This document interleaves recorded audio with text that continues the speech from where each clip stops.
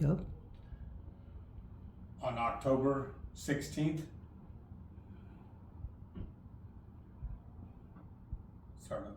Should I wear my hat? If you want to.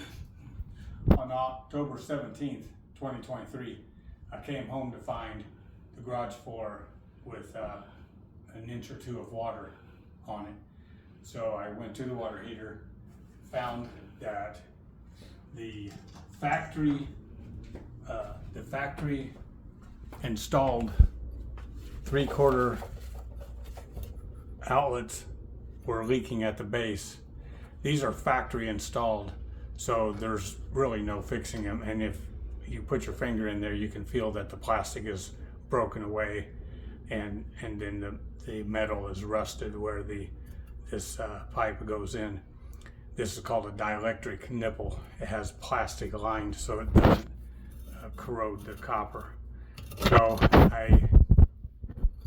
the first thing you want to do once you identify the leak is not repairable, is you want to, at the base of the water heater, you will have you turn off the water, of course.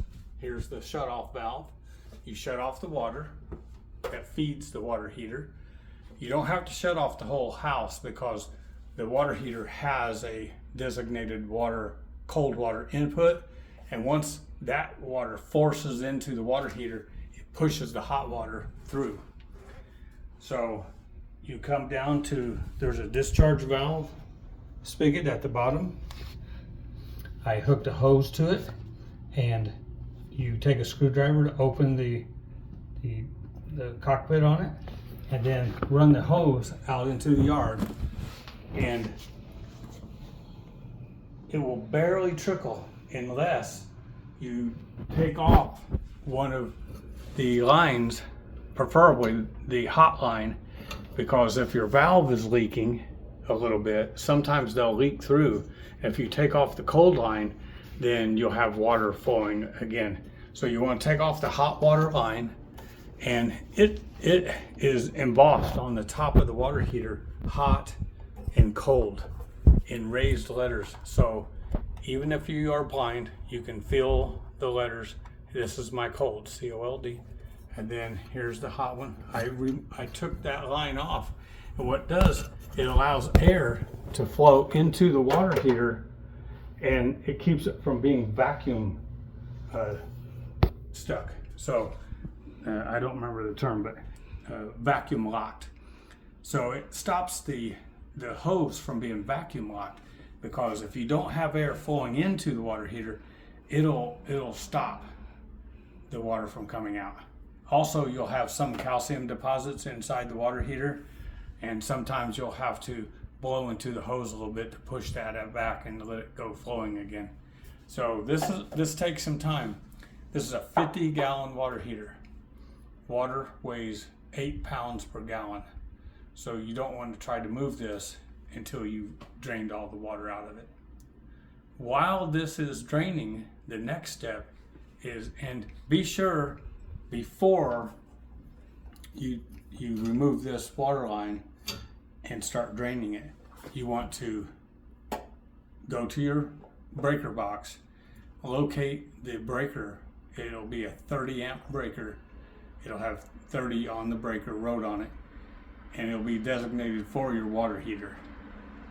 Flip that breaker off, and it will kill the electricity to the water heater.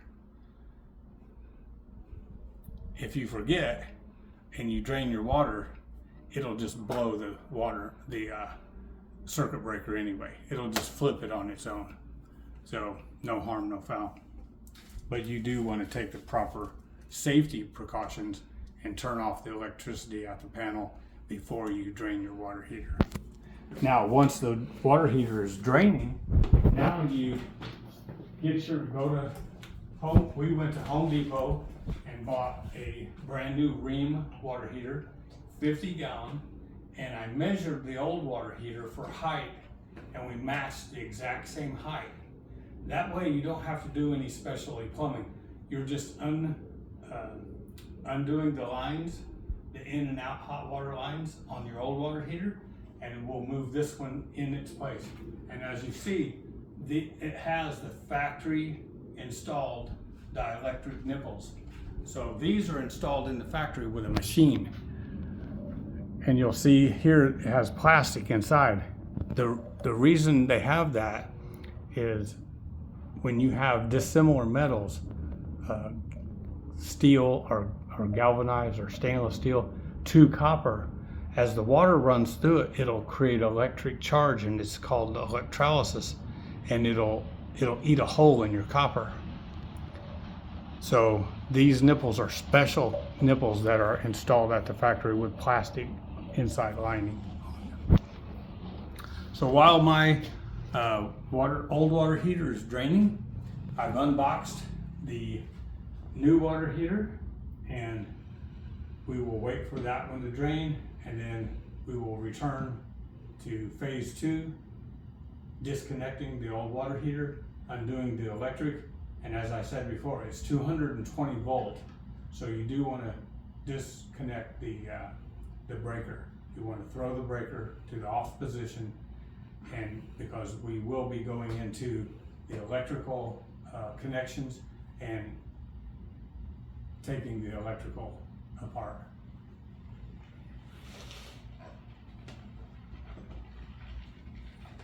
That's it. Okay. All right, moving on to the next part of our water heater installation. The removal is usually the hardest part. Now, the mineral deposits over the years from hard water, especially in Arizona, build up in the bottom of your water heater, and so it drains very slowly. So while that's draining, I'm going to disconnect the electrical. I have taken the screws out of the electrical plate, and I've pulled this whole pile of wires out. Now these are two 120 volt legs, so it's 220 together. It's two 110 volts, so it's 220 together.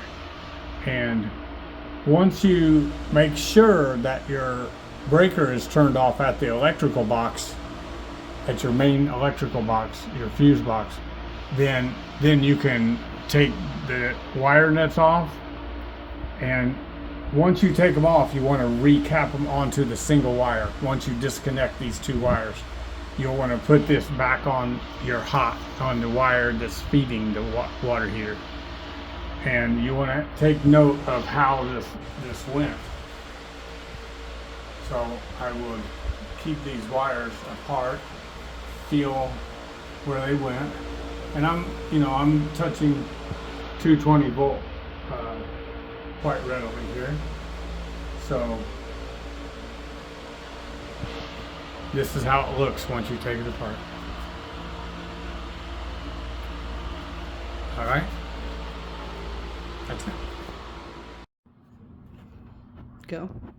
All right, we've removed the old water heater, which of course there was a lot of mineral deposits built up over the years in the bottom, so the discharge line wouldn't open up, and I could not drain the water heater.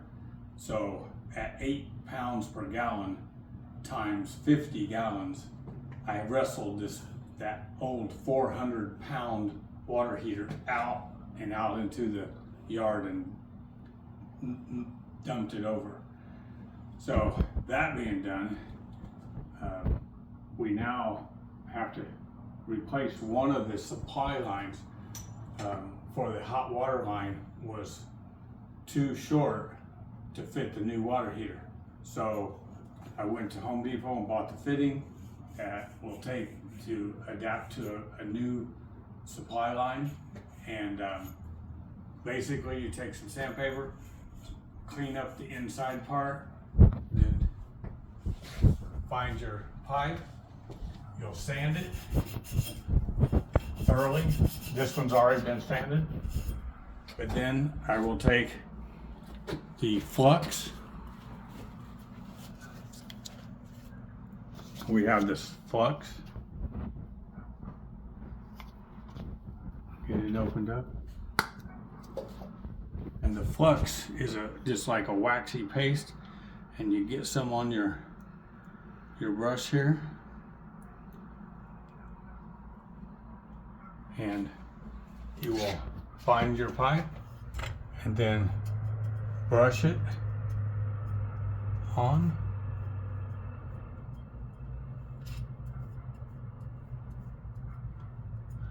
Make sure it's well coated, and this flux helps the solder flow and adhere to the pipe well.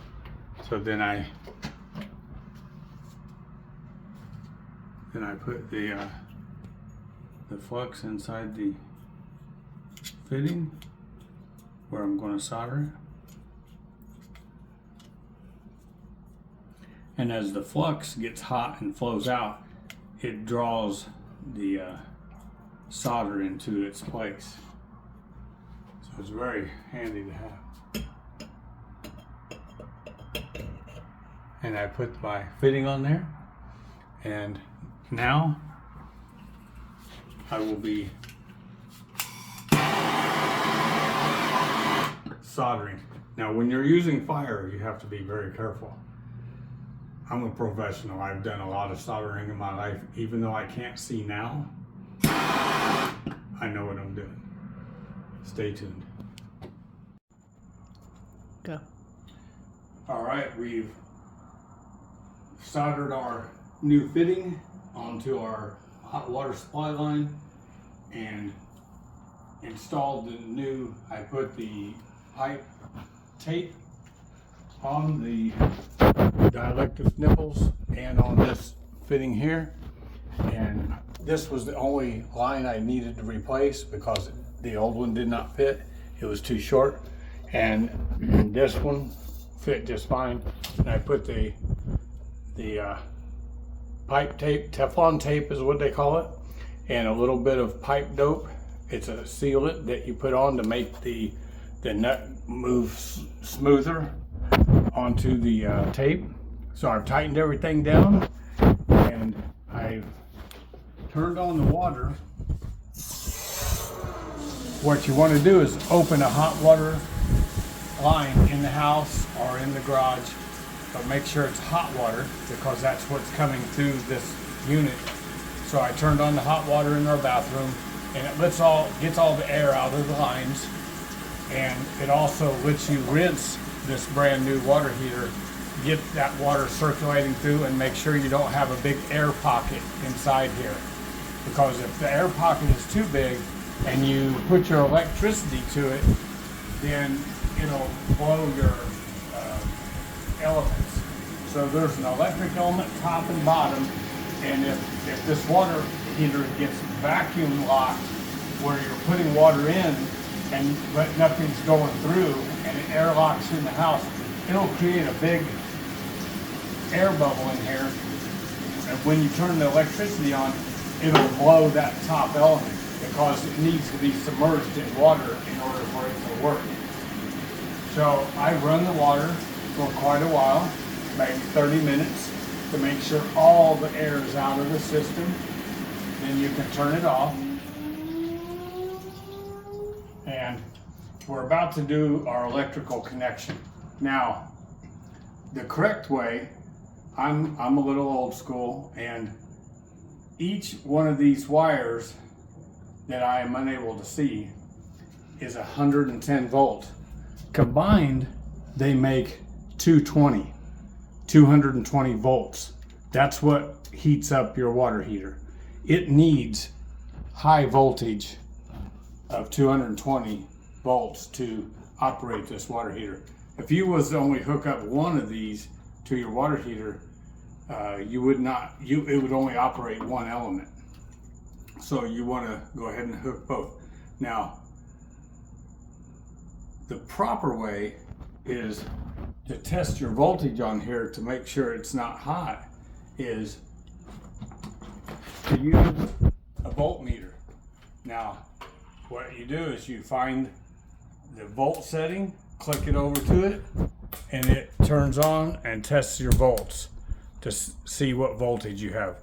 And you take these leads and you touch one to the water heater and one to the line and see what reading you have. It should be 110 on each one, or 115 even. But now this is not the right way, but you can touch it with the back of your hand and see if it shocks you. Stop it right now. So No. we're good. No. No. So that's old school, tough guy No. way, and that's how we used to do it in the old days. Back when I was younger, we just go for it, try it. We're yeah, we're good. Let's try the next one. I can't find it. There it is. Nope, no electricity. So we're all right, and we'll hook it up. See what happens. We'll see what happens next. It's an exciting time around the Knowles residence, and we're just having fun. Mm-hmm. And just to let the people out here that are watching, maybe later on, the electricity is turned off. So Supposedly. We'll be all right. All right, until next time. Go. All right, so we've made our final electrical connection. Turned on the water, opened all the hot water valves in the house, the bathroom hot water, the tub, the kitchen sink, and just let it run for about 15-20 minutes. And that's going to allow all the air to come out of the tank here. And it lets the tank flush a little bit. Not that it's dirty, but it's always a good idea just to flush them. And now the electrical's connected, everything's tight. We're going to go to the service panel where the breakers are, locate the breaker for the hot water heater, put it back on. We should have hot water in about probably 30 minutes or so, 45 minutes, hopefully. Concludes that concludes our hot water installation, hot water heater installation. So totally, it doesn't matter if you can see what you're doing or not, as long as you have the skills to for spatial awareness, tactile identification, problem solving, time management. These are non-visual transferable skills that we can use to accomplish any task except driving. Now, I took an old hot water heater, removed it, disconnected the electric, the water, everything, removed it, went and purchased a brand new water heater, installed it myself. I didn't have any help whatsoever with this. I did the soldering, the electrical.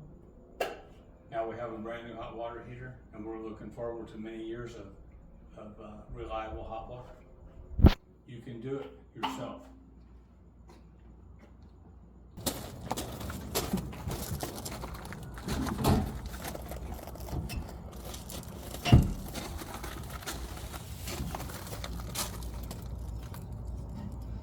That one. Oh, that one. That one. That one. There you go.